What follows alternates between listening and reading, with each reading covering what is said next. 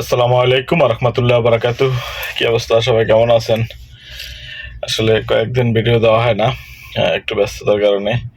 সবার জীবনটাই আসলে ব্যস্ততার মাঝে দিয়ে কাটে।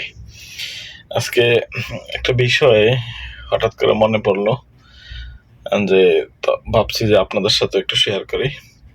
কারণ যে জিনিসগুলো আপনাদের সাথে শেয়ার করা উচিত, যে সেই জিনিসগুলা কন্টিনিউ শেয়ার করতে চাই।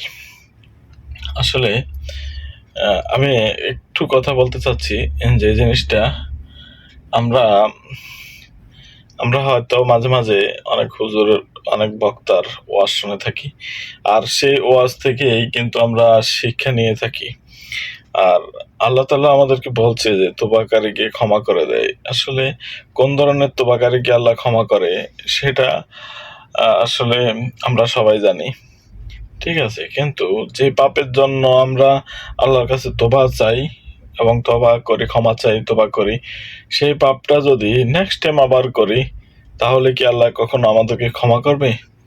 নিশ্চয়ই ব্যাপারটা আপনারা কমেন্ট বক্সে অ্যান্সার দিয়ে যাবেন। আর আরেকটা জিনিস হচ্ছে যে আমরা তো সবাই মানুষ, আমাদের পাপ পুণ্য থাকে স্বাভাবিক, কিন্তু যে জিনিসগুলা পাপ হবে আমরা জানি, কিন্তু সেই জিনিসগুলা থেকে আমরা বের হয়ে আসাটা আমাদের উচিত।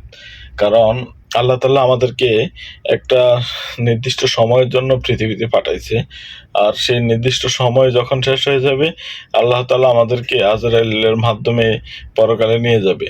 তো আমরা সবাই পরকালের জন্য সচেতন থাকি, অপকর্ম থেকে বিরত থাকি। সবাই ভালো থাকবেন। আল্লাহ হাফেজ।